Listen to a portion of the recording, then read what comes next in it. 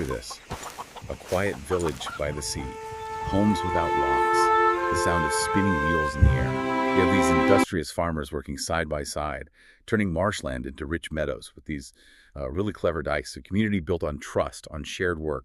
And then boom, guns echo across the water. Ships appear. Everything changes.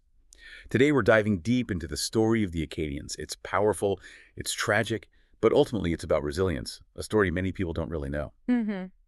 And for this deep dive, we've gathered, well, quite a mix of sources. We have personal letters, official documents, military records, even poetry. It gives us this incredible sort of multi-layered view of what happened. You hear from everyone, the farmers, the soldiers, the notaries.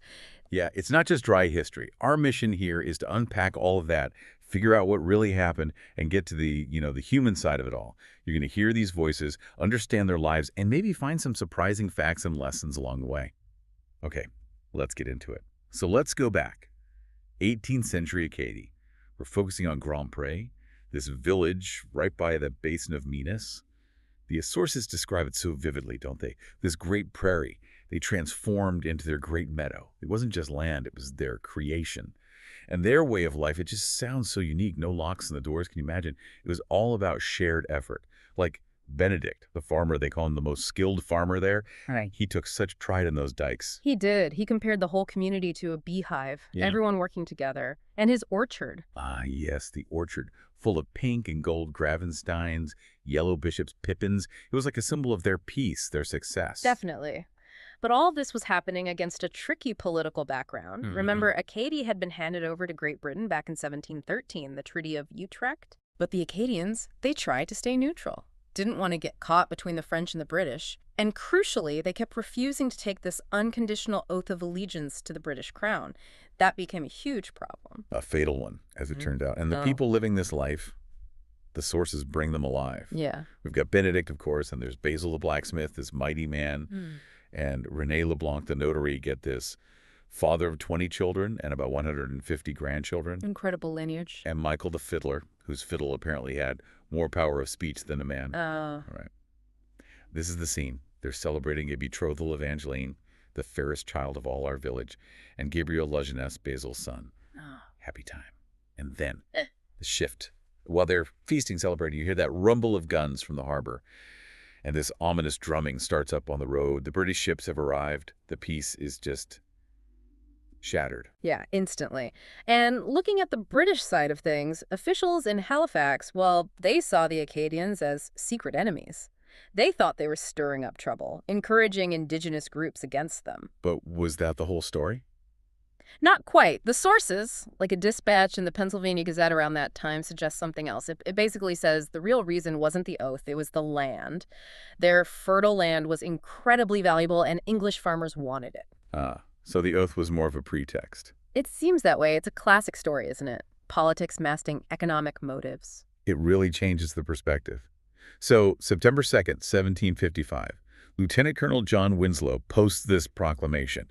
It sounds official, but it's deceptive.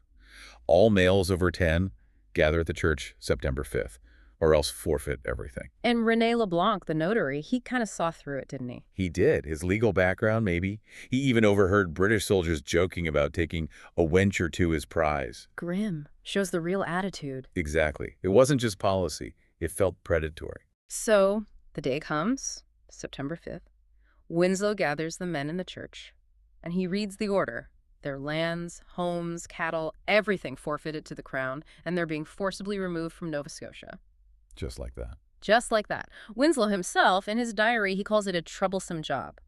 And he notes how the Acadians were completely unaware, in his words, ignorant of the reason of my coming here, right before he dropped the bombshell. That detachment you mentioned, it's chilling. It really is. You see it sometimes in these military accounts. The reaction was immediate, right? Chaos. People trying to force the church doors open. Yes, anguish, cries from the women and children outside. Basil the blacksmith tried to resist, and they struck him down. And we have Francois' account witnessing the forced march. Heartbreaking details. Counting the livestock being driven off 5,000 cattle, 8,000 sheep. And then seeing Grand Pré sit on fire, actually watching it burn. And seeing Benedict, the farmer whose life was so tied to that land, just die on the sands. Francois described his life going out like a lamp, emptied of the precious oil. God to lose everything, your home, your livelihood, your community, even the land itself. So then came the embarkation. Just brutal. They deliberately split families up. Right, on to different ships, heading to different colonies, North Carolina, Maryland, Virginia, Philadelphia, total separation. And the conditions on those ships?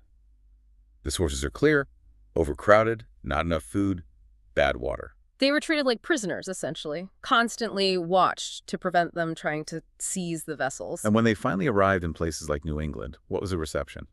Awful, mostly. They land in Boston, basically in rags, weeping, sick people, children. And even though many had been quite well off in Acadie, people of estate, they were immediately labeled French paupers. Just seen as a burden. Completely. The Massachusetts government started demanding money from Nova Scotia to cover their costs. And there was open hostility, this great bigotry to the Romans, as they put it, hostility towards their Catholicism. So displacement turns you into an other overnight. And the individual stories are just gut-wrenching.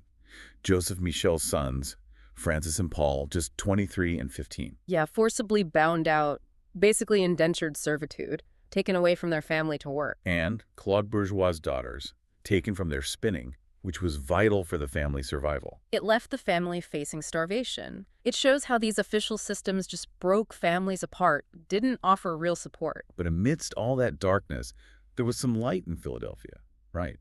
Anthony Benezet. Yes, Anthony Benezet, a really interesting figure. He was a Huguenot Quaker. So, in exile himself, he understood. Exactly. He had real empathy. He didn't just pity them, he actively helped. Nursed the sick, helped get these little wooden cottages built for them on Pine Street, became a real advocate, even petitioned the king for them. And the Quaker almshouse he was involved with? That was different. Very different from the official poor master system. The almshouse became a refuge, housing whole families together, like 13 families mentioned in one source.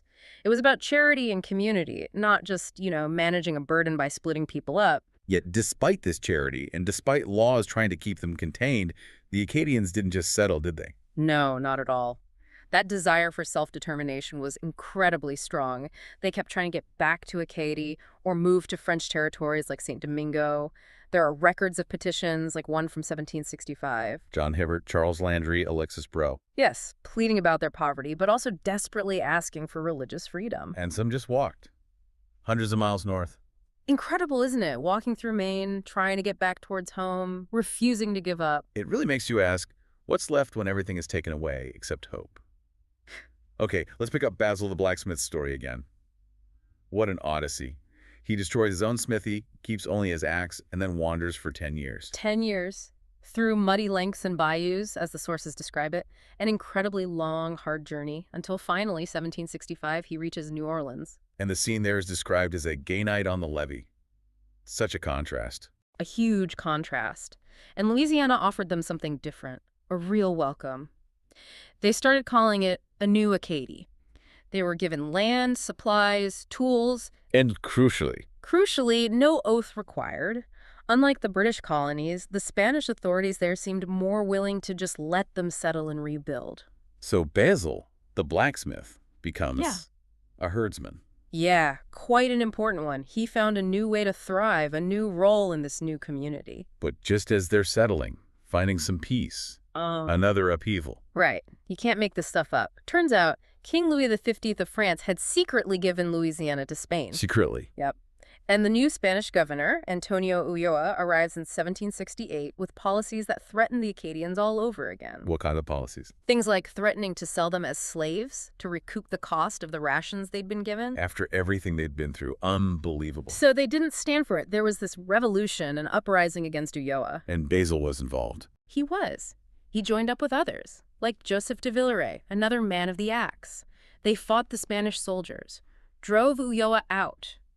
Basil apparently said they made up to ourselves for our exile from Grand Pre. Wow. So they defended their new home, asserted their right to be there. That spirit of resistance was still strong. Absolutely. They weren't just passive victims. They rebuilt, and then they fought to protect what they'd rebuilt. And Basil remembers a wedding.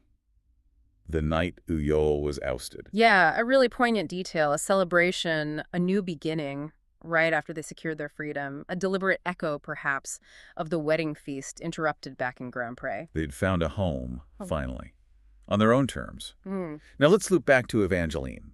Her story runs like a thread through this whole epic.